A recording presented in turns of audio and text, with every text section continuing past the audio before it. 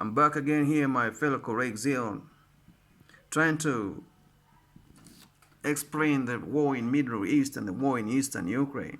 I told you, Putin is not a small boy, and there is nobody who can withstand his firepower.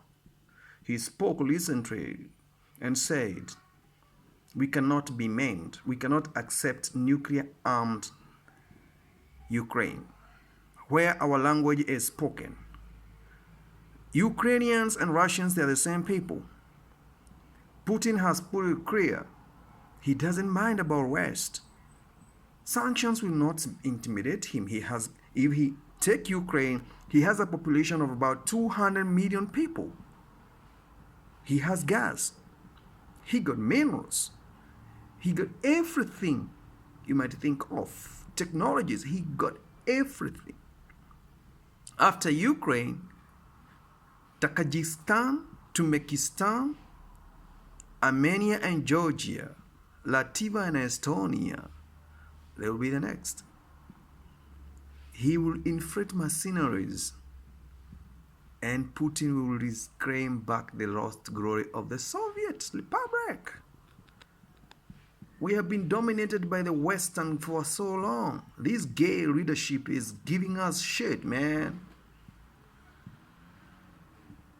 If they have the firepower, if they have the capacity, let them invade Russia.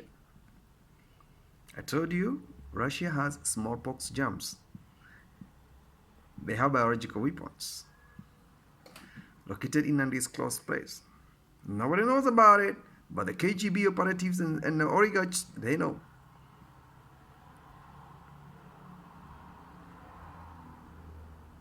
China is watching what next. It's watching. And the West knows. Taiwan will be taken away. Putin is not joking. He is claiming the territories that are lost, and his generals are driving the policy forward. He doesn't need the West. Belarusian President Lukashenko joined Russia.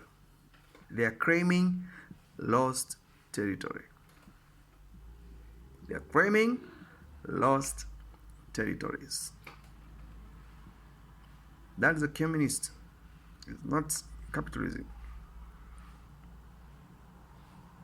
Russian troops, they entered Ukraine last night, Luhansk and Donetsk, and Putin publicly declared recognition of those separatist states and sent peacekeeping troops according to international law and a UN signatory. You cannot stop him doing that.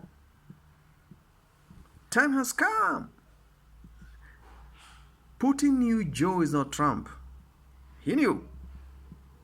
And he knew Joe got a weak points. He's exploiting them. United States foreign policy has failed to produce results desired.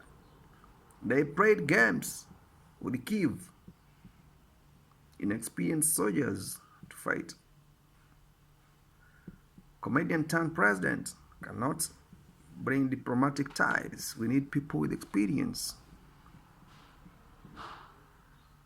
Sanctions on Russia will bring holistic bubble of cyber attacks worldwide. These aggressions will make things very worse, and I spoke about it sometimes back. And Putin has stated clearly he doesn't want to invade Ukraine. He wants Ukraine to stop the bid for joining NATO and European Union, because Ukrainians are Russians, according to the history. They are Slavic people, and they will not allow separation. It will not happen. So European Union should go back to the drawing board and think about it. What are you gonna do next? The escalation has begun. Cost of food and doing business is going up. The variant COVID is still spreading. Where are we heading to? Israel is battering Hezbollah, Palestine.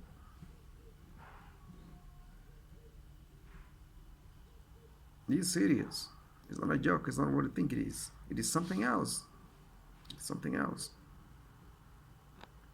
The war will trigger massive exodus of people. Half of the Ukrainian population will burst into border seams and go to seek refuge in neighboring countries. This is a serious migration crisis in Europe. And Putin knows this. He will put a Moscow-controlled regime in Ukraine. And he is not a small boy. I've told you several times. You think Putin is a small boy. No. He is a bigger boy. He plays a big league. That's why everybody is fearing him. This is not Iraq. You go, you invade, you start destruction. You cannot infiltrate KGB operatives. Duma cannot be manipulated. You plant parliamentary spies there. Kremlin is intact and loyal to the president. The army is behind him. They are claiming their territory. They want to go on a political and geopolitical military operated rampage. This is the time. Who are you to stop them? Where is the UN? Where is the AU? You can't.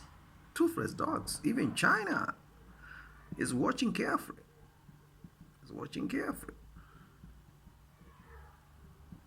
We're going to see the outcome.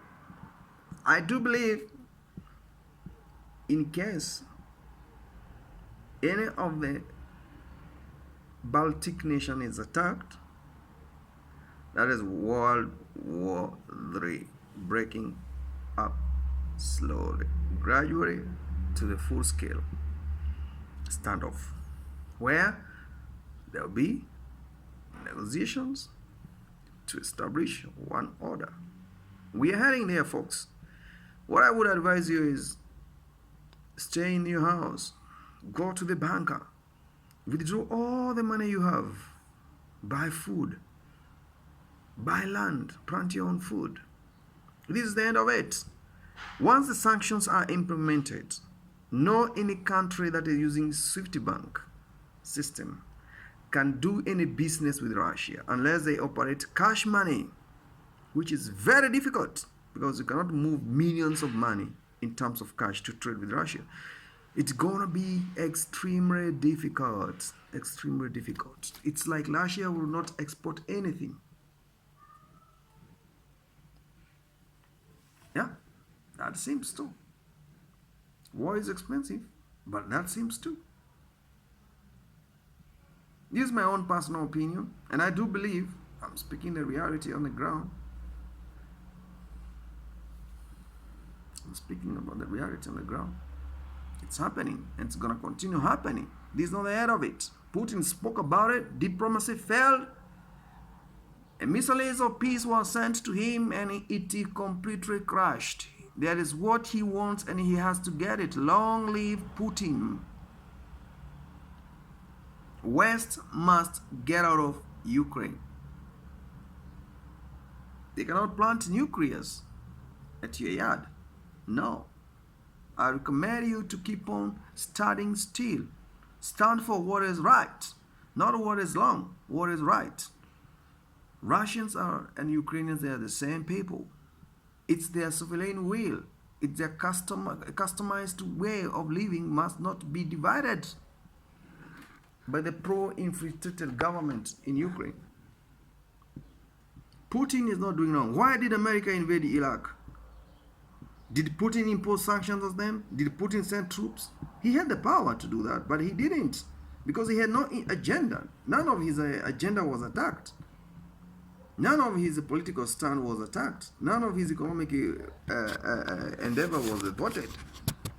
That's why he never escalated to manipulate any political scenario or scene within the Iraqi administration. He didn't have that interest. He watched as you destroy Iraq. You took the oil and you put a puppet government in Iraq up to date. Shame on you, West. You toppled Gaddafi in Africa.